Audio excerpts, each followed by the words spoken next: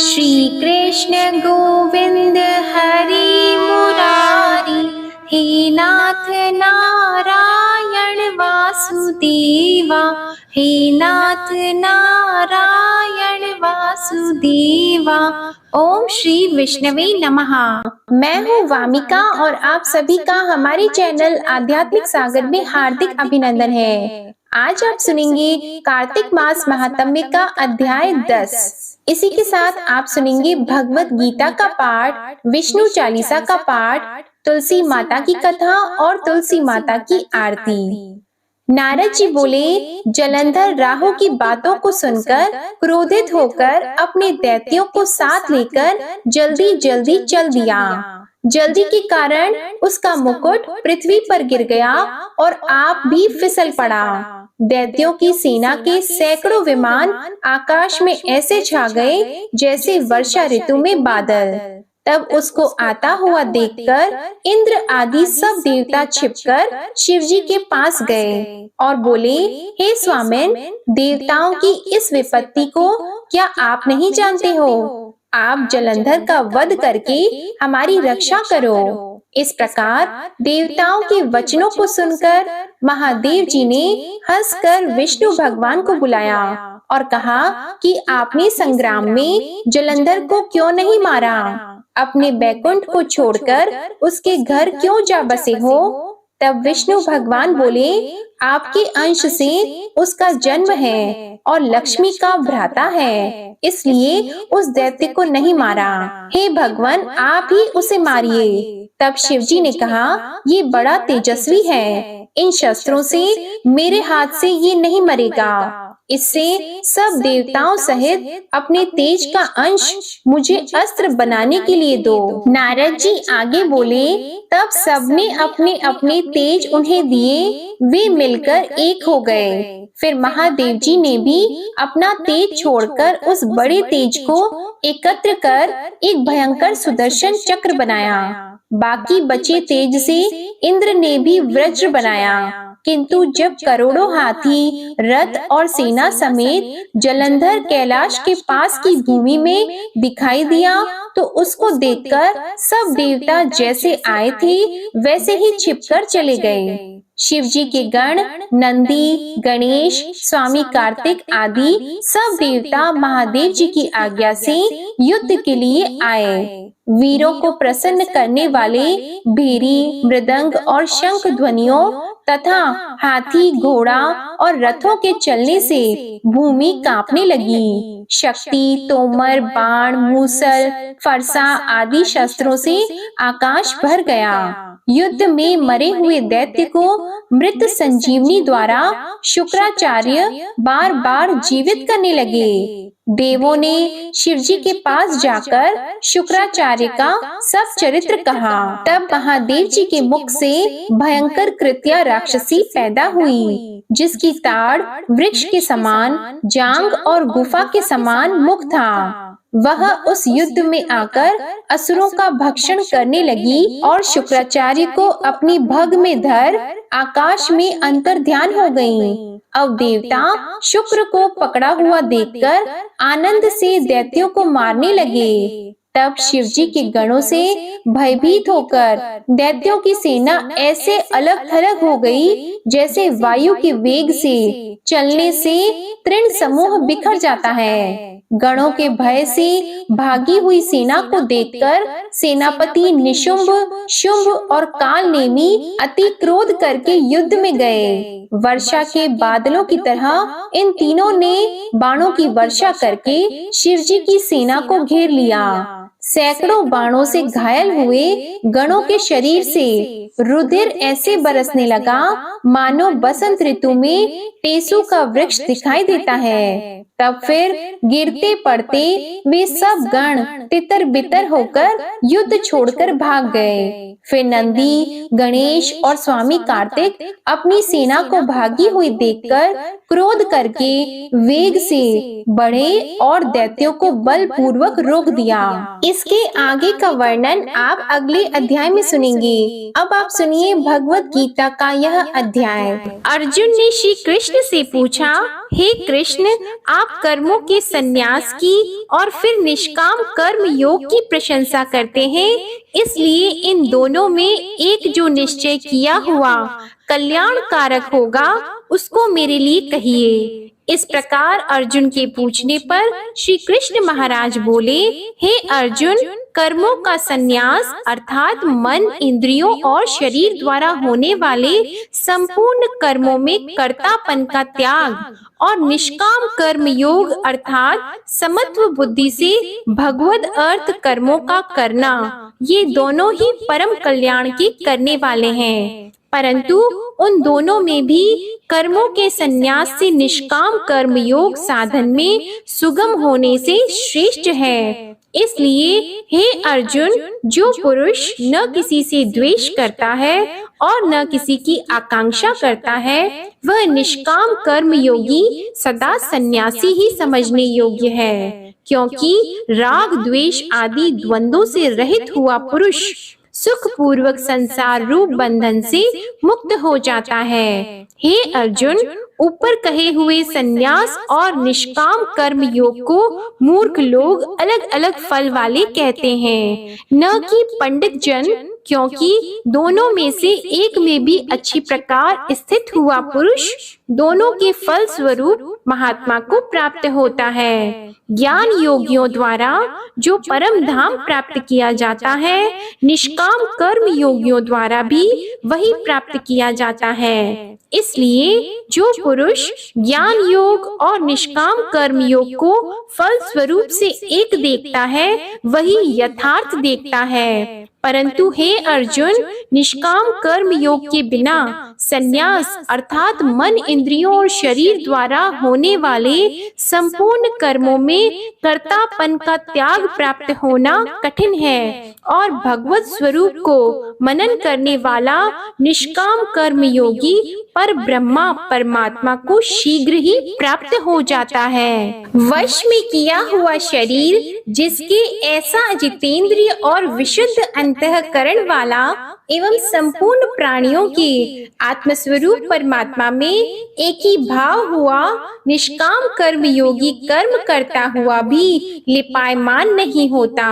हे अर्जुन, तत्व को जानने वाला सांख्य योगी तो देखता हुआ, सुनता हुआ, स्पर्श करता हुआ, सूंघता हुआ, भोजन करता हुआ, गमन करता हुआ, सोता हुआ, श्वास लेता हुआ, बोलता हुआ, त्यागता हुआ, ग्रहण करता हुआ तथा आँखों को खोलता और मीचता हुआ भी सब इंद्रियां अपने अपने अर्थों में बरत रही है, इस प्रकार समझता हुआ निसंदेह ऐसा माने मैं कुछ भी नहीं करता हूँ। परंतु हे अर्जुन, देह अभिमानियों द्वारा यह साधन होना कठिन है और निष्काम कर्म योग सुगम है, क्योंकि जो पुरुष सब कर्मों को परमात्मा में अर्पण करके और आसक्ति को त्याग कर कर्म करता है, वह पुरुष जल से कमल के पत्ते के सदृश पाप से लिपायमान नहीं होता।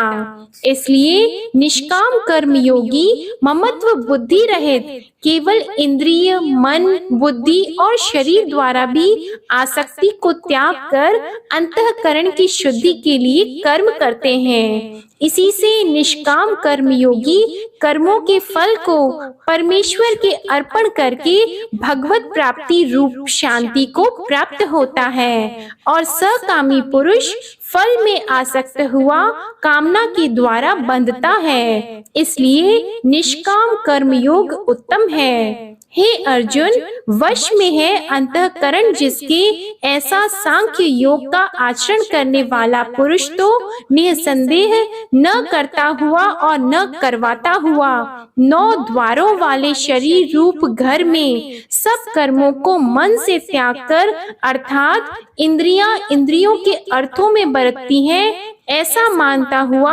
आनंद पूर्वक सच्चिदानंद घन परमात्मा के स्वरूप में स्थित रहता है। परमेश्वर भी भूत प्राणियों के न कर्तापन को और न कर्मों को तथा न कर्मों के फल के संयोग को वास्तव में रचता है, किंतु परमात्मा के सकाश से प्रकृति ही बरतती है। अर्थात गुण ही गुणों में बरत रहे हैं। सर्वव्यापी परमात्मा न किसी के पाप कर्म को और न किसी के शुभ कर्म को भी ग्रहण करता है, किंतु माया के द्वारा ज्ञान ढका हुआ है, इससे सब जीव मोहित हो रहे हैं। परंतु जिनका वह अंतःकरण का अज्ञान आत्मज्ञान द्वारा नाश हो गया है, उनका वह ज्ञान सूर्य के सदृश उस सच्चिदानंद घन परमात्मा को प्रकाशता है।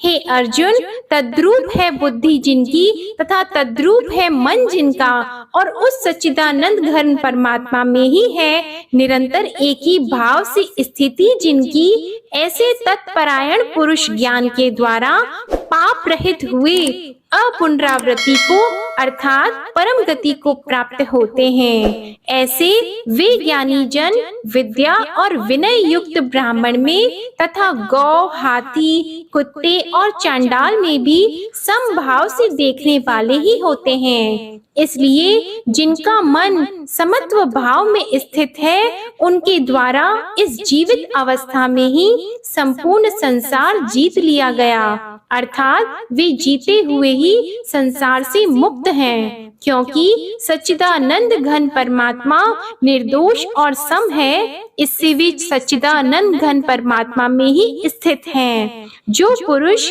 प्रिय को अर्थात जिसको लोग प्रिय समझते हैं, उसको प्राप्त होकर हर्षित नहीं होता है, और अप्रिय को अर्थात जिसको लोग अप्रिय समझते हैं, उसको प्राप्त होकर उद्वेगवान नहीं होता है, ऐसा स्थिर बुद्धि वाला संशय रहित ब्रह्मावेता पुरुष सच्चिदानंद घन पर ब्रह्मा परमात्मा में एक ही भाव से नित्य स्थित है। बाहर के विषयों में अर्थात सांसारिक भोगों में आसक्ति रहित अंतःकरण वाला पुरुष अंतःकरण में जो भगवत ध्यान जनित आनंद है उसको प्राप्त होता है, और वह पुरुष सच्चिदानंद घन पर ब्रह्मा परमात्मा रूप योग में एक ही भाव से स्थित हुआ अक्षय आनंद को अनुभव करता है। जो यह इंद्रिय तथा विषयों के संयोग से उत्पन्न होने वाले सब भोग हैं, वे यद्यपि विषयी पुरुषों को सुख रूप भासते हैं,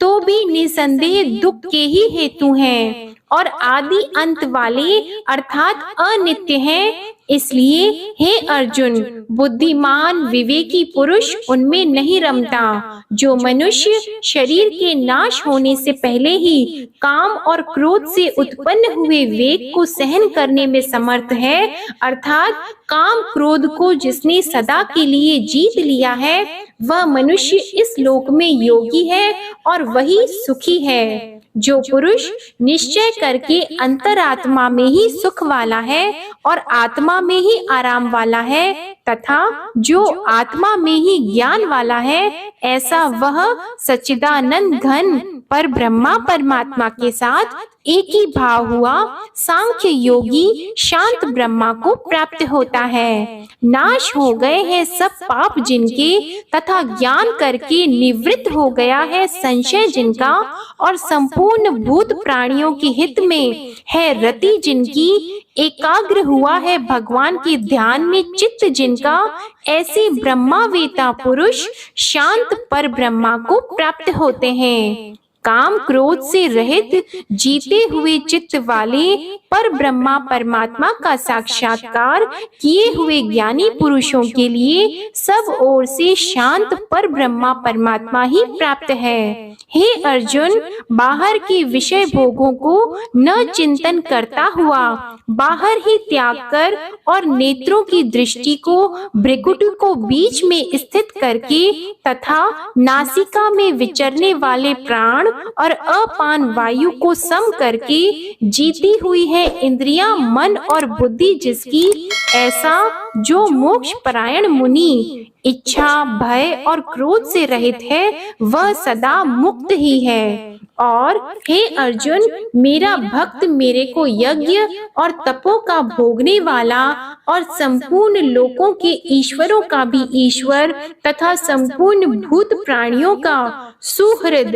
अर्थात स्वार्थ रहित प्रेमी है, ऐसा तत्व से जानकर शांति को प्राप्त होता है और सच्चिदानंद घन परिपूर्ण शांत ब्रह्मा के सिवा उसकी दृष्टि में और कुछ भी नहीं रहता, केवल वासुदेव ही वासुदेव रह जाता है। ओम नमो भगवते वासुदेवाय नमः। भगवद गीता का अध्याय समाप्त हुआ। अब आप सुनेंगे तुलसी माता की कथा और तुलसी माता की आरती। कार्तिक के महीने में एक बुढ़िया माई तुलसी जी को सींचती थी और कहती थी, हे तुलसी माता, सत की दाता, मैं तेरा बिरला सींचती हूँ, मुझे बहू दे, पीतांबर की धोती दे, मीठा मीठा घास दे, वैकुंठा में वास दे, चटक की चाल दे, पटक की मोत दे, चंदन का काट दे, रानी सा राज दे, दाल भात का भोजन दे, ग्यारस की मौत दे, कृष्ण जी का कंधा दे। तब तुलसी माता यह सुनकर सूखने लगी तो भगवान ने पूछा, हे तुलसी, तुम क्यों सूख रही हो? तो तुलसी माता ने कहा कि एक बुढ़िया रोज आती है और यही बात कह जाती है, मैं सब बात तो पूरा कर दूंगी, लेकिन भगवान कृष्ण का कंधा कहाँ से लाऊंगी? तो भगवान बोले, जब वो मरेगी तो मैं अपने आप कंधा दे आऊंगा, तू बुढ़िया माई से कह देना। जब बुढ़िया माई मर गई, सब लोग आ गए। जब माई को ले जाने लगे तो वह किसी से नहीं उठी। तो भगवान श्री कृष्ण एक बार 12 बरस के बालक का रूप धारण करके आए और बालक ने कहा, मैं कान में एक बात कहूंगा तो बुढ़िया माई उठ जाएगी। बालक ने बुढ़िया माई के कान में कहा, बुढ़िया माई, मन की निकाल ले, पीतांबर की धोती ले, मीठा मीठा घास ले, वैकुंठा में वास ले, चटक की चाल ले, पटक की मौत ले, कृष्ण जी का कंधा ले।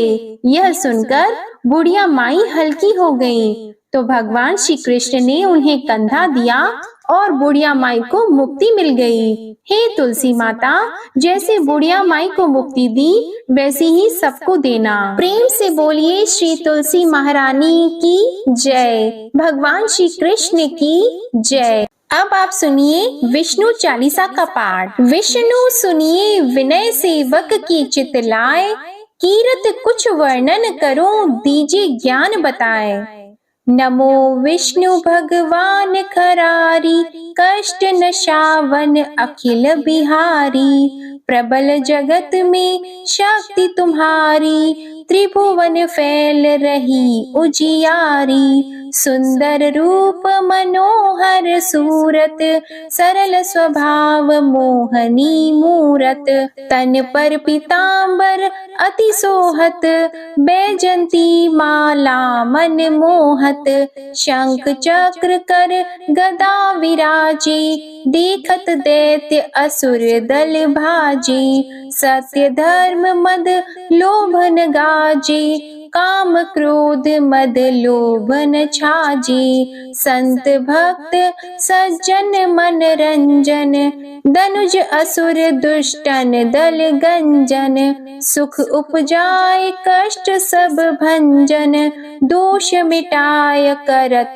जन सज्जन, पाप काट भव सिंधु उतारण, कष्ट नाश कर भक्त उबारण, करत अनेक रूप प्रभु धारण, केवल आप भक्ति के कारण, धरणी धेनु बन तुम ही पुकारा, तब तुम रूप राम का धारा, भार उतार असुर दल मारा, रावण आदिक को संहारा।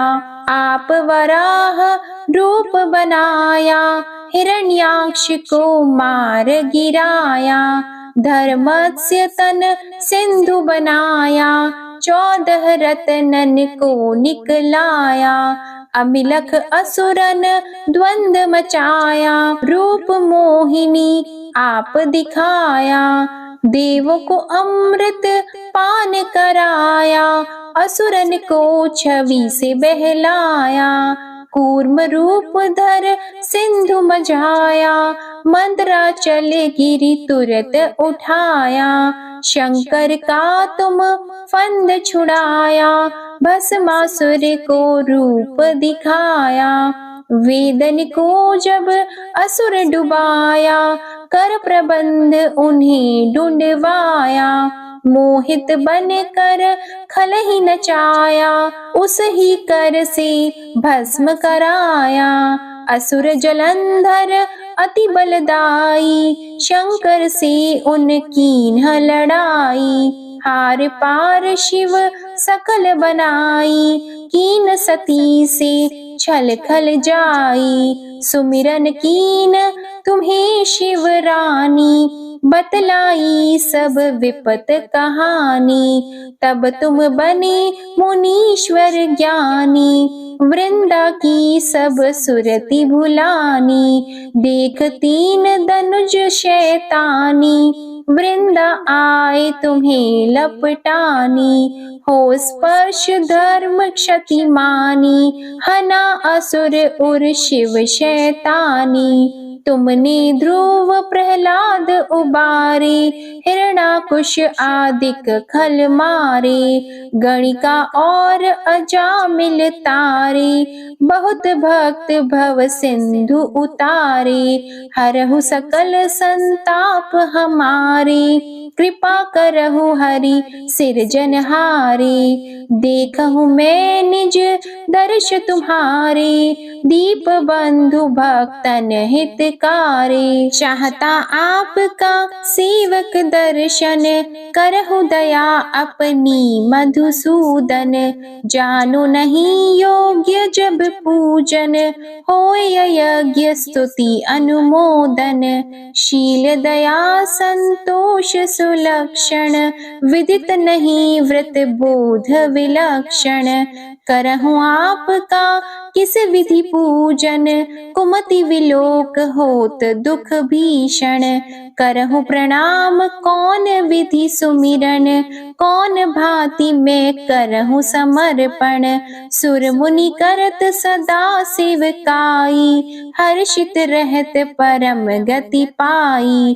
दीन दुखिन पर सदा सहाई, निज जन जान लेव अपनाई।